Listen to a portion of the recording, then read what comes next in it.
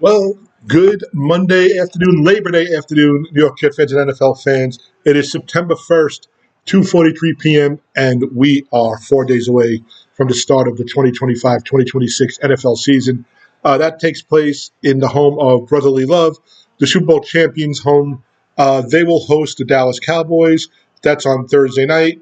And then, of course, we lead into the weekend at our Jets, have not only the season opener but the home opener this year. It is the first time in 2 years that the home opener is not a primetime game. It is the first time in 2 years it's actually on a Sunday.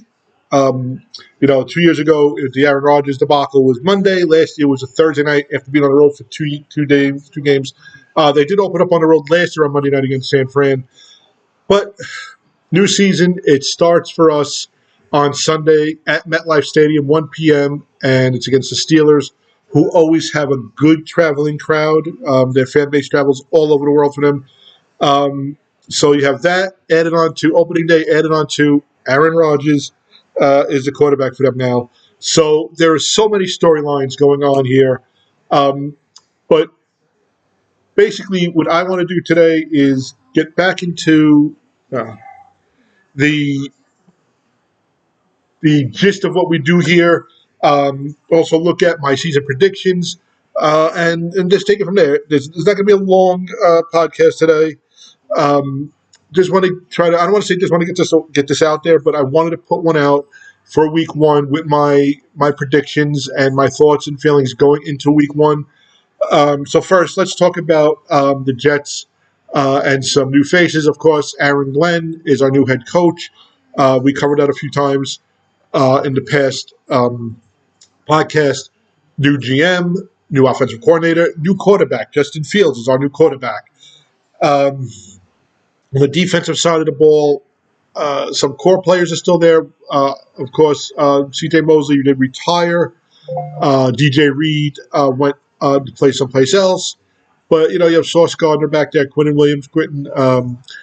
Williams. The big guy we just got, I can't think of his name, to solidify that defensive line. And I think the defense is going to be a very strong part of this team. I think the culture change is going to be a positive. I don't know if we'll see the effects of it right away.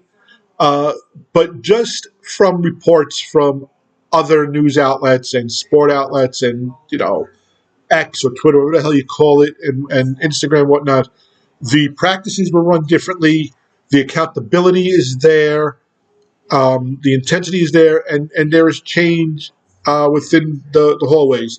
And one huge change I did see, and I'm not trying to throw shade or hate, but we have not heard from ownership probably since Aaron Glenn's press conference, which I have to say from probably the Rex Ryan era through last year with Hard Knocks and then the in-house, the firing of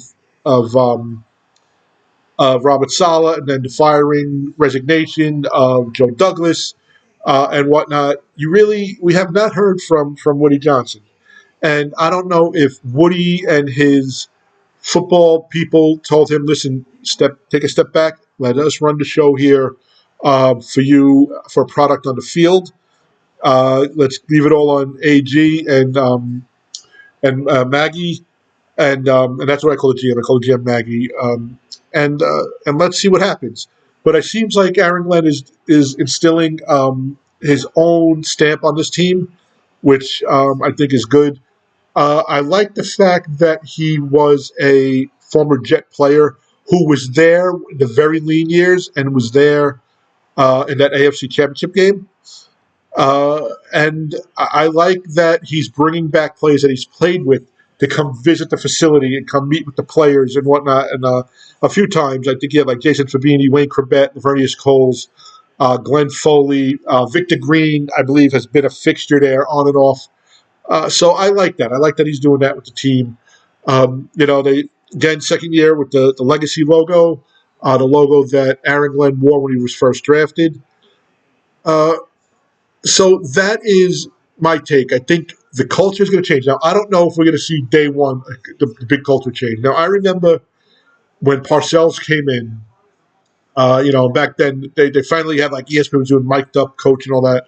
Now, Parcells was at a game. I was at a game that Parcells was the coach. It was Giants home game at the old Meadowlands Stadium. It was a preseason game, and Parcells was yelling at the team, "This is why you were 1-15. This is why you were 1-15." So you fast forward a couple of weeks, and I'm sorry, I'm a little disheveled today. I'm just getting over some wicked virus from last week. But 2-3 weeks later, they open up in Seattle and blow Seattle off. I think like 54-3. And the culture changed from there.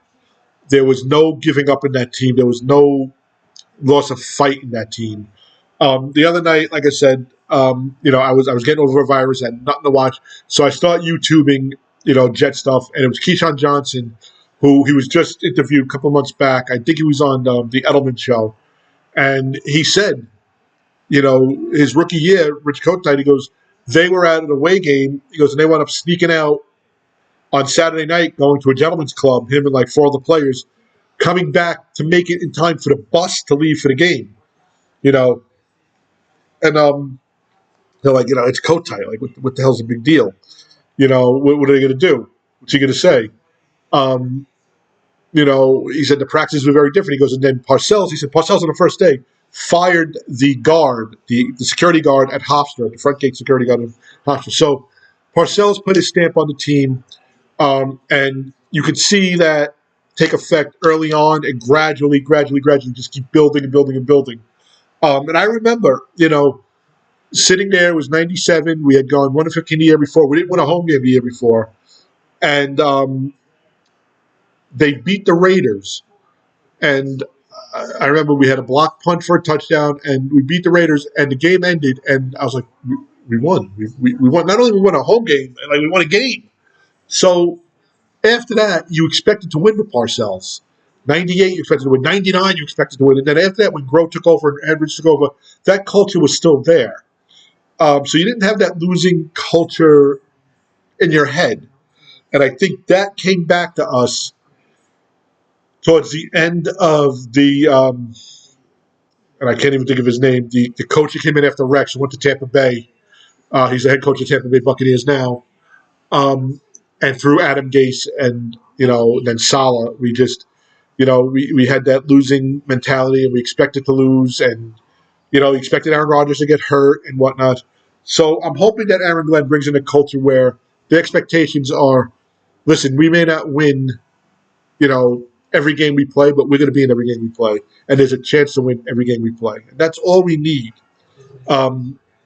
So taking it from there, next thing I want to talk about is my concerns on this team. And you're going to laugh when I give you my predictions and my concerns.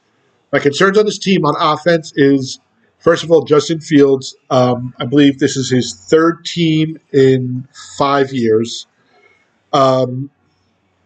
He is young enough where this kid has not seen his full potential, and he can be coached and taught what to do. But he also has to have that skill. And, I mean, he was a first-round pick, so the skill should be there. And if we get him and be able to, have our coaching staff and have, the players around him build this kid up, he could be a good quarterback for us for the future. And then maybe our quarterback needs for the near future are put to the side. And we don't have to worry about getting that franchise quarterback. I'm not saying Fields is going to come in and be Eli Manning, after he starts for the Giants a couple of games and whatnot. But he is so young that we could fine tune this kid and change some things and maybe get the most out of him than anybody else can. People forget he had a winning record in Pittsburgh before they sat him for Russell Wilson, who ironically will be playing in the same stadium this year, as they're both not on the Steelers again anymore. So that's my first concern. Justin Fields, just how far he can take this team. Yes, we could rely on his legs a lot. That will be a weapon that we haven't had in a while. But we also need to have that deep pass. We have, Aaron Rodgers was going to, blow away defenses with those passes, and it never really got to that. And then, of course, Breece Hall and Braylon Allen and whatnot on the ground. So, concern is Justin Fields. My other concern is wide receiver. You have Garrett Wilson. Garrett Wilson got the new package, the new contract, I should say. He will be here for a long while. He's the number one wide receiver. After that, you have Alan Lazard, Xavier Gibson, Smith, who I think we just retired this year. We just drafted this year. Are they true number twos? I mean, Lazard is probably the only true number two, and he's probably a 3 on another team. So that's what scares me. Mason Taylor. So Jason's son, Mason, former, defensive player from the Dolphins who played for the Jets, went to the championship game against the Steelers in 2010, 2011. His son is here, tight end. We saw him in training camp. I mean, this kid made some great catches. I think he could really be a potential threat on this team on offense, something we really haven't had. We utilize the tight ends a little bit, but I think he could be really good. So I look for him to be a wild card this year. But again, wide receiver 2 is my main concern with Justin Fields, because to set up that West Coast offense, those short passes and the run game, you need to have some sort of passing game. And to set up a good passing game, you need to have some sort of run game. So I think it's going to depend on Fields and that offensive line and, the weapons we have. And I said it this morning in my text to my cousins. I really thought we'd have a wide receiver 2 signed this week. So those are my concerns. Defense, I really don't have many concerns. Sauce last year had a setback a year, injured a few times. He got his contract also. I think he's going into this with a different mindset now. And I think he's going to be good. I think our defense will be good. They will keep us in a lot of games. Last year, the thing with Saleh and Rodgers was give the defense a two-score lead. That should be every game, every year.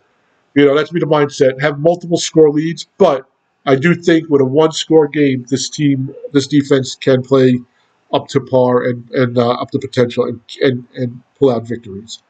Nick Folk, back in the day, Nick Folk was here. Folk hero, had that big kick against the Colts in the divisional round playoffs, or I should say the wild card playoffs in Indianapolis that sent us into Foxborough. He's back at 40 years old. He looked good in the preseason. Let's hope that a lot of it doesn't rely on long kicks from Folk points on the board, and he's doing a lot of extra points and whatnot.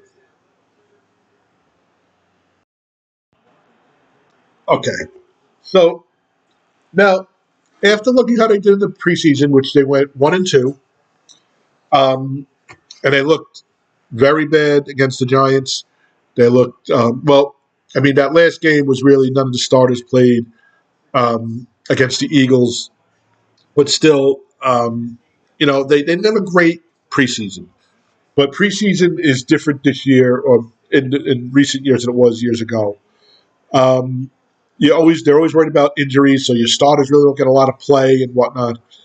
But this is the way I'm calling it. And it's funny, I'm going to give you 2 of my predictions.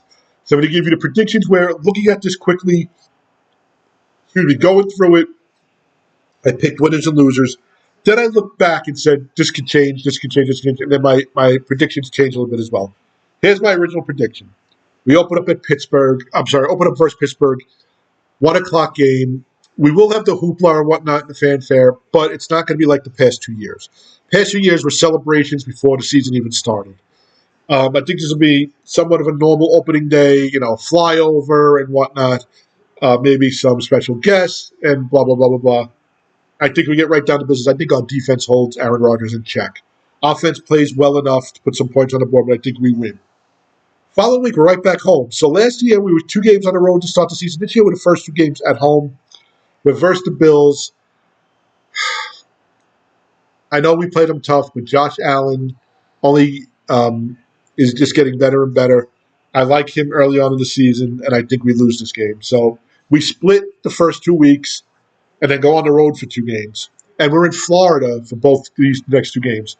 So the following week, week 3, we're at Tampa Bay. And all of these starts are 1 o'clock unless otherwise noted. So at Tampa Bay, 1 o'clock, and I think we lose. Tampa Bay has a very good defense. I think Baker Mayfield plays well, and I think Tampa Bay pulls out a game. South Florida the following week, this is a Monday Night Football game. So our first primetime game. There's not many this year. We only have 3 standalone games. Compared to like 6 and 4 and whatnot. And this is Monday night at Miami, and early on, I think we beat the Dolphins. We've had their number past few years. I know last year was a atrocity of a game. One of them we blew a game, but I think we beat them early on. Come back home, okay, and we play the Dallas Cowboys. Dallas is just running. Trying to find who they are. They just traded Micah Parsons, and I just don't think they're a really well-run football team. And people are going to go, your football team's run by, Woody Johnson. And listen, I have no problem with my owner. My owner wants to win, and I think he's taken every step to try to win. It just hasn't come through yet. But I think we beat the Dallas Cowboys. Then we go on the road for another standalone game. This is on the road, but it's a home game. So we're in London, and we're facing the Denver Broncos. We never really play well in London. I think we've only won once in London. Denver has a nice little offense and a good defense, and I think we lose this game.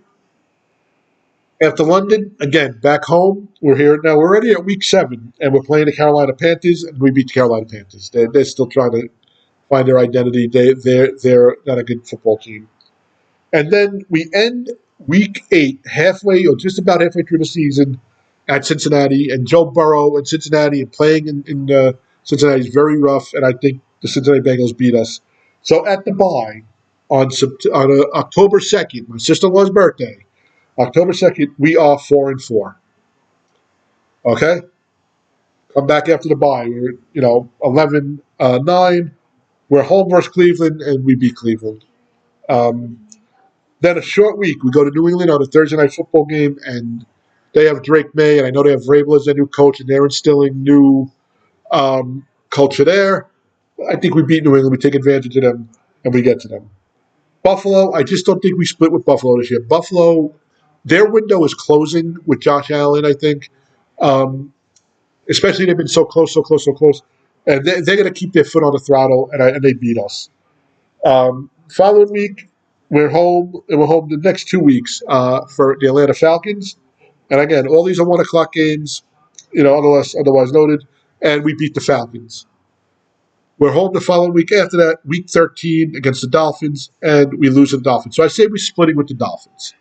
I never want to say that the Dolphins will always be all over us and beat us, and I never want to say that we can always beat the Dolphins, but I think we split with them. We go back to Florida to play the Jacksonville Jaguars. Of course, with Trevor Lawrence and whatnot, but we beat them. Jacksonville's not good. We go to New Orleans. Again, New Orleans, not the Saints of the 2000s, and I think we beat New Orleans. So now we're on a little bit of a roll. We're home against the Patriots. I want to say we split with the Patriots, but I think we beat them. I think we sweep the Patriots. Then week 17, we're at Buffalo. This game is to be determined. So depending on where the Jets and Buffalo are, depending on seedings, depending on if Buffalo needs this to win the division, if the Jets need this to win the division, Buffalo needs this to sneak in, whatever this means, this can be a Sunday night game, Monday night game, possibly, I don't know if it's a Saturday night game, but the time has not been determined.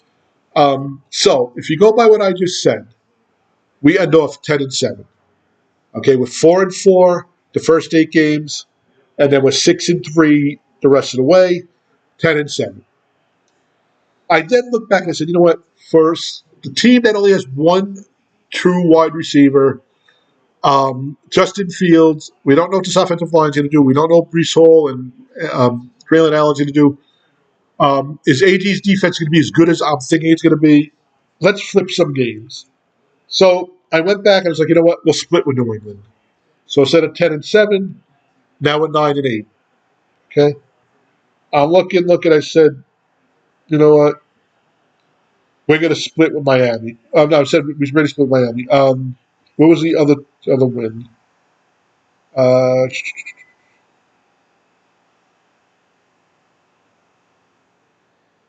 to think.